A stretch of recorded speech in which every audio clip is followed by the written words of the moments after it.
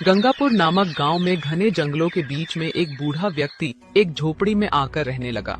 वो बूढ़ा दिन भर तो अपनी झोपड़ी में रहा करता था, मगर रात होते ही वो अपनी झोपड़ी से बाहर निकलता था।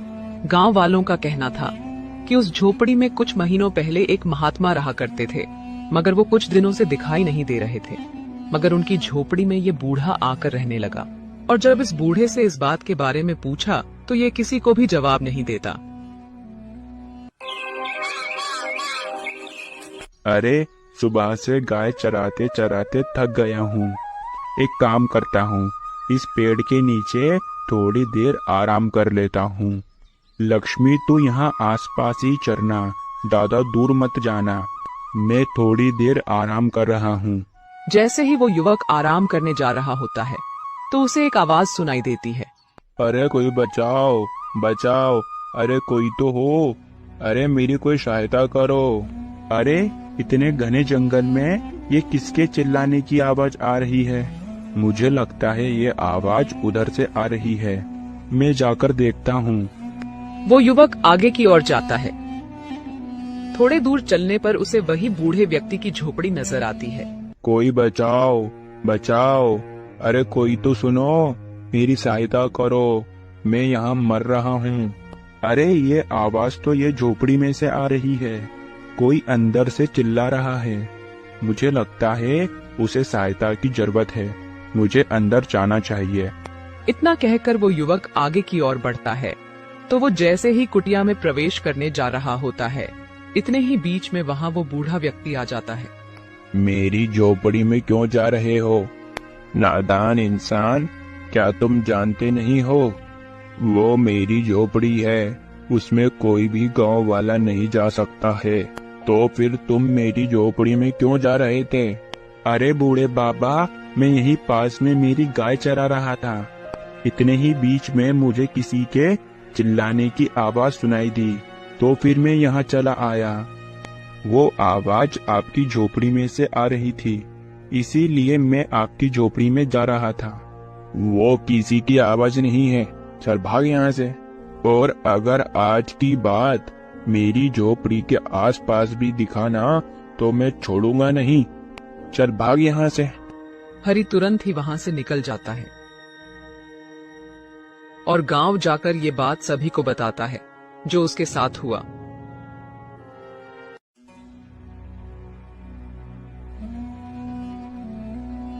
अरे पंडिताइन, तुम्हें पता है आज जंगल में हरि के साथ क्या हुआ? नहीं जी, मैं आज सुबह से घर के बाहर ही नहीं गई। क्या हुआ हरि के साथ है? आज सुबह सुबह हरि हमारे गांव के जंगल में गाय चरा रहा था, तो इतने ही बीच में उसे किसी के चिल्लाने की आवाज आई। फिर हरि ने थोड़ी दूर जाकर देखा तो वो हमारे गांव में एक कुटिया है ना, जिसमें वो बूढ़ा व्यक्ति रहता है, वो आवाज वहां से आ रही थी। और जैसे ही हरि उस कुटिया के अंदर जाने ही वाला था, इतने ही बीच में वहाँ वो बूढ़ा आ जाता है। और फिर वो बूढ़ा व्यक्ति हरि से कहता है, अगर तू मेरी झोपड़ी के आसपास कहीं भी दिखा तो मैं तुझे नहीं छोड़ूंगा। और हरि जब से ही वहाँ से आया है, तब से ही उसकी तबीयत खराब है। मैं अभी उसे औषधि देकर आ रहा हूँ। पता नहीं उस बूढ़े व्यक्ति की झोपड़ी में ऐसा क्या राज है। गांव में किसी की भी हिम्मत नहीं होती है उसकी झोपड़ी में जाने की।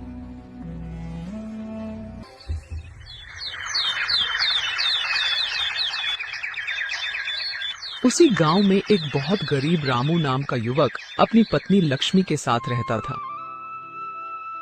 अरे भाग्यवान, तुम सुबह सुबह ये कपड़े क्यों नाप रही हो? आपके कपड़े पूरी तरह से फट गए हैं। मैं यही देख रही थी कि जितना कपड़ा है उसमें तुम्हारे कपड़े बनेंगे या नहीं। हे ऊपर वाले, कुछ तो कर। भाग्यवान का ये दुख मुझसे देखा नहीं जाता है। वो बेचारी गरीबी के कारण कितनी परेशान है। ये सब मेरी वजह से ही हो रहा है, जो कि मैं भाग्यवान को एक अच्छा जीवन प्रदान नहीं कर पा रहा हूँ। अरे सुनो, आज तो हमारे पेट में कुछ भी नहीं गया। हमारे घर में दाल चावल आटा शक्कर कुछ भी नहीं है। भाग्यवान, कभी हम रुपए पैसों का मुंह देख भी पाएंगे?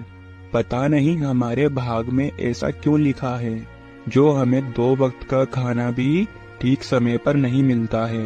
पता नहीं हमारे ऐसे क्या बुरे कर्म हैं। अपने कर्मों को कोसने से कुछ नहीं होगा। जो लिखा है वो तो हमें भोगना ही होगा। पता नहीं अगले जन्म में हमारे कैसे कर्म थे। ठीक है भाग्यवान, आज मैं जंगल की ओर जा रहा हूँ। आज कुछ लकड़ियाँ काटकर उन्हें शहर में बेचूंगा, फिर वहाँ से ही हमारे लिए मैं आटा ले आऊंगा। इतना कहकर रामू अपने घर से जंगल की ओर निकल जाता है।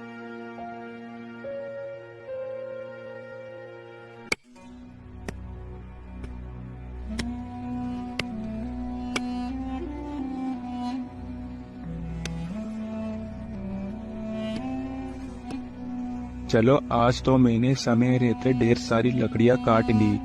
बस आज मुझे इन लकड़ियों का अच्छा दाम मिल जाए तो मेरे लिए बहुत अच्छा होगा। इतने ही बीच में रामू को किसी की रोने और चिल्लाने की आवाज सुनाई दी। अरे अरे कोई बचाओ बचाओ, अरे कोई तो हो, अरे मेरी कोई सहायता करो, मैं यहाँ मर रहा हूँ। इतने घने जंगल में ये किसके चिल्लाने की आवाज आ रही है? मुझे चलकर देखना चाहिए। मुझे लगता है कोई बड़ी मुसीबत में फंसा हुआ है। रामू वहाँ से तुरंत ही निकलता है। कोई बचाओ बचाओ, अरे कोई तो सुनो, मेरी सहायता करो, मैं यहाँ मर रहा हूँ। अरे कोई बचाओ बचाओ, अरे कोई तो सुनो। अरे ये आवाज तो इस झोपड़ी में से आ रही है। लगता है कोई सहायता के लिए मुझे पुकार रहा है। क्या मेरा इस झोपड़ी के अंदर जाना सही होगा?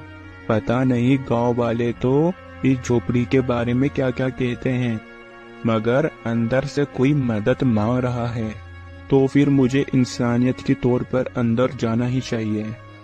उसे वही बूढ़े व्यक्ति की झोपड़ी में से आवाज सुनाई दे रही थी।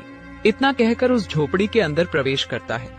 जैसे ही रामू उस कुटिया के अंदर जाता है तो उसे एक पिंजरे में कैद बंदर नजर आता है जो इंसानी भाषा में बोल रहा है। अरे रामू, तू तो मेरी सहायता कर। अरे अरे तुम बंदर होकर इंसानी भाषा में कैसे बात कर रहे हो? और तुम मेरा नाम भी जानते हो। आखिर तुम कौन हो और तुम इस पिंजरे में क्यों कैद हो? अरे रामू, मैं एक महान ऋषि ब्राह्मण हूँ। तुम्हें याद होगा कुछ समय पहले यहाँ एक ब्राह्मण रहता था। हाँ, पहले यहाँ एक साधु महाराज रहते थे। अरे रामू, मैं वही साधु महाराज हूँ। मगर साधु महाराज, आपका ये हाल किसने किया? आप ये बंदर कैसे बन गए? अब रामू, मैं तुझे क्या बताऊं। एक दिन की बात थी जब मैं जंगल के रास्ते से अपनी झोपड़ी पर आ रहा था, जब ये बूढ़ा एक पेड़ के नीचे बैठकर रो रहा था। और रामू, जब मैंने इससे पूछा कि तुम क्यों रो रहे हो, तब इस बूढ़े ने मुझे कहा कि मेरे घर वालों ने मुझे घर से बाहर निकाल दिया है। तो रामू, मुझे इस बूढ़े पर दया आ गई, तो फिर इसे मैं अपनी झोपड़ी पर ले आया। फिर रामू एक दिन ये मुझसे कहता है कि साधु महाराज, मेरा अब इस दुनिया में कोई नहीं है। तो फिर ये मुझसे कहता है कि आप अपनी विद्या का ज्ञान मुझे दोगे क्या? तो फिर रामू, मैंने इसे अपनी विद्या का ज्ञान दे दिया। किंतु रामू, इस पापी ने उस विद्या का ज्ञान प्राप्त करके मेरी दी विद्या के बल से इस पापी ने मेरा ये हाल किया। वो एक मायावी बूढ़ा है। वो मुझे हर रोज परेशान करता है। उस मायावी बूढ़े को मेरे पूर्वजों द्वारा छुपाया गया धन का पता चाहिए। वो हर रोज मुझे परेशान करता है। अरे तू किस मिट्टी का बना है? मगर मैं तुझे नहीं छोड़ूंगा। तू मुझे बता कि तेरे पूर्वजों द्वारा गड़ा हुआ धन कहाँ पर है। मैं मर जाऊंगा, मगर मैं तुम्हें वो पता नहीं बताऊंगा। वो गुप्त धन मैं तेरे जैसे पापी को नहीं देना चाहता हूँ। उस गुप्त धन पर केवल जरूरतमंद लोगों का अधिकार है। लगता है तू ऐसे नहीं बताएगा। अब मुझे तेरे द्वारा सिखाई गई विद्या का उपयोग तुझ पर ही करना पड़ेगा। वो बूढ़ा व्यक्ति साधु महाराज को उन्हीं की बताई विद्या से उन्हें कष्ट प्रदान करता है। मगर साधु महाराज, आप एक महान तपस्वी ऋषि हो। क्या तुम्हें कोई विद्या नहीं आती है क्या? जिससे तुम वो मायावी बूढ़े को नष्ट कर सको।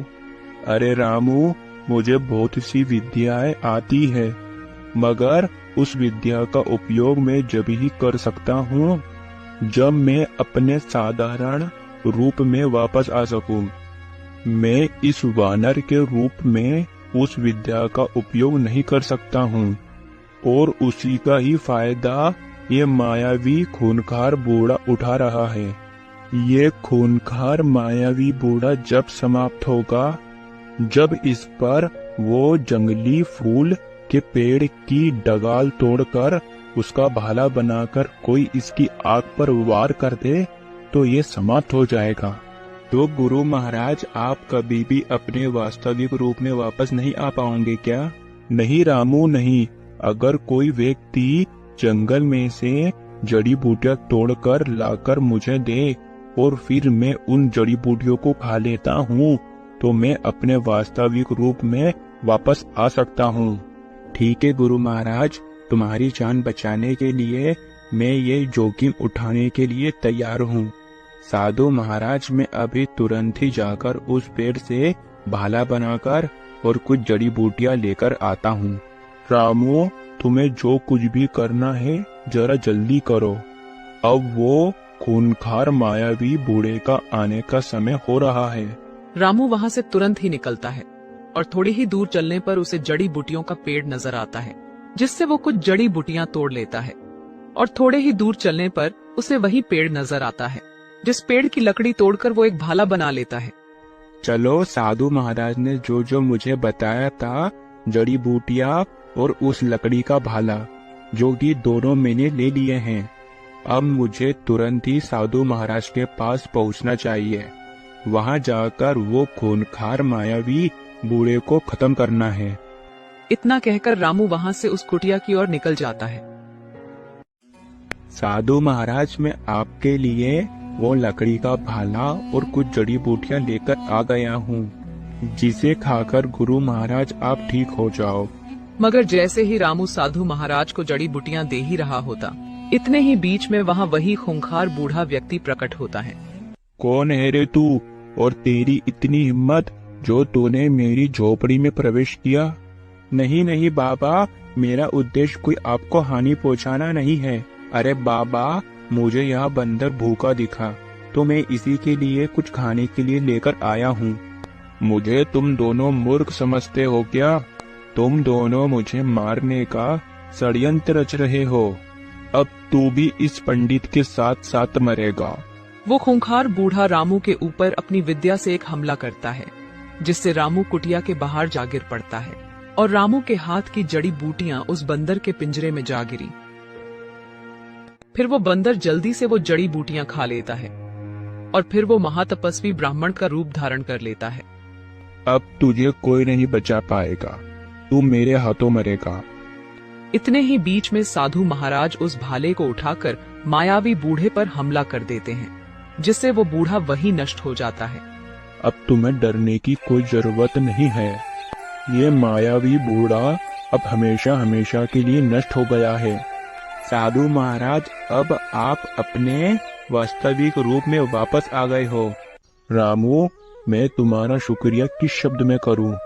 आज तुमने अपनी बहादुरी दिखाकर मेरी जान बचाई है। अरे साधु महाराज, आप ये कहकर मुझे शर्मिंदा कर रहे हो। मेरा तो ये कर्म है कि किसी जरूरतमंद की मदद करना, और आप तो हमारे गांव के तपस्वी ब्राह्मण हो। न जाने तुमने हमें कितने संकटों से मुक्त किया है।